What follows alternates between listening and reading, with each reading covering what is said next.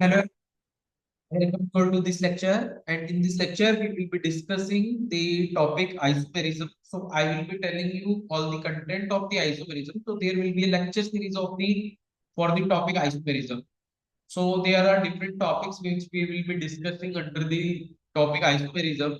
So the subtopics are like structural isomerism, in that chain isomerism, positional isomerism, functional isomerism, metamerism, tautomerism, ring chain isomerism that we will be discussing. Then comes the stereoisomerism, then configurational isomerism in which geometrical, cis and trans, E and Z, syn and anti, exo and endo in the bicyclo compound, and optical isomerism and or enantiomerism, conformational isomerism that is eclipsed, skew, gauze and staggered. That these are the different conformers. Okay, possible that all we will be discussing in this lecture series. Further, we will be discussing structural isomerism, chain or nuclear isomerism, positional isomerism, functional isomerism, metamerism. Metamerism में के बाद में die cumulative, conjugated and isolated.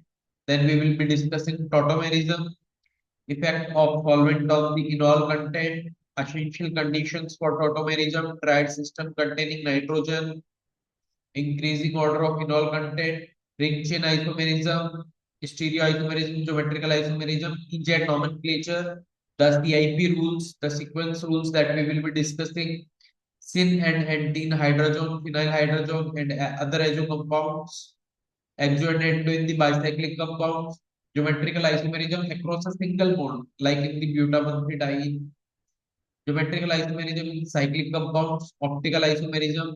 Then we will be discussing plane of symmetry, center of symmetry, or center of inversion, or alternate axis of symmetry.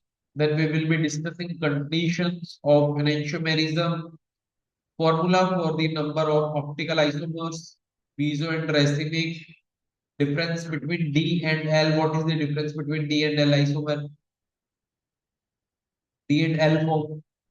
Difference between chiral center and stereo center, D and L configuration descriptors, properties of enantiomers, erythro and trio designation, stereochemistry of carbon compounds not containing asymmetrical carbon atom, that is allenes. We will be discussing optical activity of biphenyl compounds, optical activity of tertiary amines and tertiary carbanion of the type R1, R2, and R3, N and C, racemic mixture, resolution of the racemic mixture, stereospecific and regiospecific reactions, asymmetric synthesis and asymmetric induction, the importance of stereochemistry, projection formulae, interconversion of Weierstrass to Fischer formulae, and interconversion of Fischer formulae to Weierstrass formulae. Sohorst and Newman projection formulae, Newman projection formulae, conversion of Sohorst and Newman projection in Fischer projection and vice versa. Absolute configuration, R and S configuration descriptors, general rules for switching ligands or rotating Fischer structures, assigning RS and configuration in Fischer projection, assignment of R and S configuration in Fischer projection containing two or more chiral centers, conformational isomerism, Sohorst and Newman representations, relative stability of staggered and eclipsed conformations of ethane, conformational isomers of butane, isomerism in cyclic compounds, ring strain and stability, conformations in cycloalkanes and cyclohexanes, Beer strain theory, stability of cyclohexane, substituted cyclohexane. So these all topics we will be discussing, okay, and in this lecture series, which is isomerism. So I hope you are excited for discussing all these topics. Okay, so that's it. Okay, so I hope this will help you a lot. Okay, thanks for watching the video up to here. So we will be starting with the structural isomerism. Then we will go for chain position functional metamerism, and then we will discuss all the things in the series. Okay, so that is the way we will do. I hope you got it. Okay. So this lecture was meant to just make you go through all the topics under the isomerism, okay, and under all the subtopics which are under the topic isomerism. So you must be definitely excited for how vast isomerism is and what are the different things we can discuss.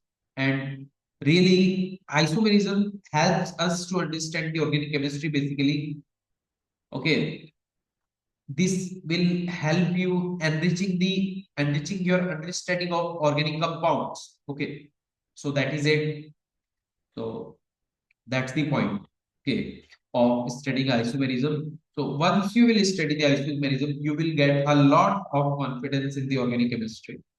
Okay, so that's it. That's the second step after nomenclature. So this is the step in which you must take. Okay, so so that is the step we will be taking for studying the organic chemistry. So thanks for watching the video up to here and have a good day. Bye bye. Happy learning. Okay, thank you. Keep learning.